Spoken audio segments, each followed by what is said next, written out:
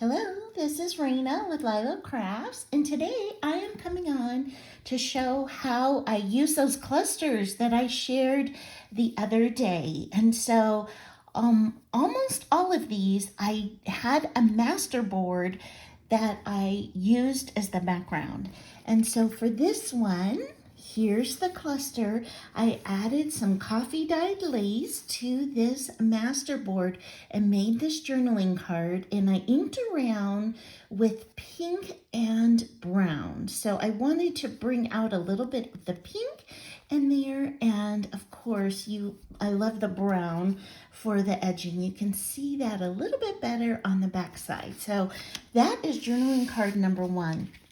And then several of you told me that your favorite one was this bird. And so here is how the bird turned out.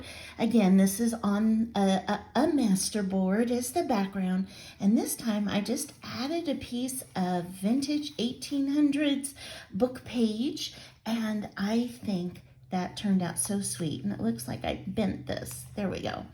Okay, when I was putting it away. So love that. I just love that. Again, journaling card. This time I made the corners on just an angle, and you can see the difference that makes. It just has a slightly different look, which I think is so fun. And I also stitched on two edges here, which was my first time doing that. I've always stitched around the whole thing or not. So I thought that was really fun. And then I made a tag, and this is that flower one, and I put a beautiful piece of like embroidery lace behind that. And isn't that gorgeous? I just love that. I love the way that turned out. Okay, so those were the first three. And then here's a bunny. So I told you that I thought this would be so great with this little jelly printed library card tag. And so I stuck this on here, and all I did was put a piece of red grosgrain ribbon behind it to really help that color pop, and so that the little cluster would stand out. And so I think that is so sweet. And this could be a tuck, so we could glue that on two sides, make that a tuck, or we can make this a journaling card on the back. So I'm not sure which I'll use that for, but I've got that one. And then here's the butterfly. And so this one, I had some vintage map behind it, and because I had added a little bit of bling, I had some more of this little sari trim from India from my sweet friend Dale from Not Too Shabby Chic. And since my sentiment had said sparkle wherever you go, I thought it would be so perfect to add a little strip of that. And this time I inked in navy blue. Isn't that fun? I thought that would just bring out the blue in the butterfly as well. So I did that. And I made these on file folders, on those manila file folders, this master board. So all these ones I'm using have file folder as the background. And then I made this. Now, this was just some leftover pieces I had, so I didn't make a cluster.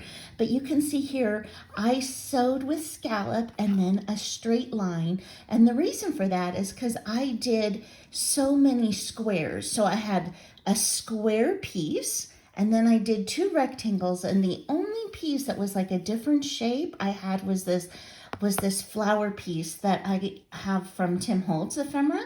So I wanted to add some curves, which is why I did this little circle sticker behind here. And this is a word that I have stamped and cut out. And that is why I did the scallop on the side. So I love how this turned out. And I think it's always so pretty on the back, what shows through when you stitch. So another journaling card. Okay, so then remember this tiny, sweet little cluster that I made with the word start, and this time I had just a sliver left over of the file folder, and so I put it on that, and then I added a piece of white lace to tie in the white in the background, and then I punched a hole in the top, and I just used some embroidery floss 2 strands of that to tie a sweet little bow at the top of that tag. And I thought that was awesome. And you know, we all have little pockets sometimes, or we want to vary the thickness of what we're putting in. And so I thought this thin little tag would just do the trick. Then my last one here is that butterfly, and this was the last piece of that file folder.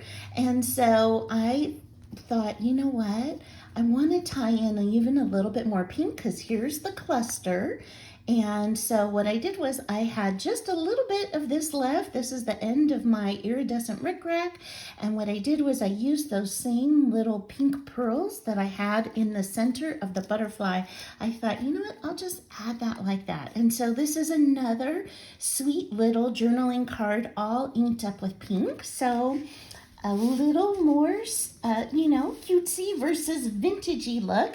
And then I did do one more, and this was not anything, but when I was cleaning up my desk, I found this bookmark cut apart that I had printed off from a digital. And so I thought, you know what, that would be so great just on a piece of file folder. So I put that on here. I've got just a little piece of brown paper baggie in the background, and then I stitched around it. So I did a straight stitch on the top and then a different stitch on the bottom, as you can see over here.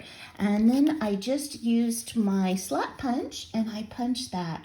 And I thought, oh, that's going to be such a pretty tag, just like that. And I can decide later if I want to add ribbon or not, but I think it looks fantastic, just like that. So these are the ways, some ways that you can use the clusters that you make in your crafting. And I hope you like these. So I so appreciate you spending time with me today, and I hope you have an amazing day. Bye-bye.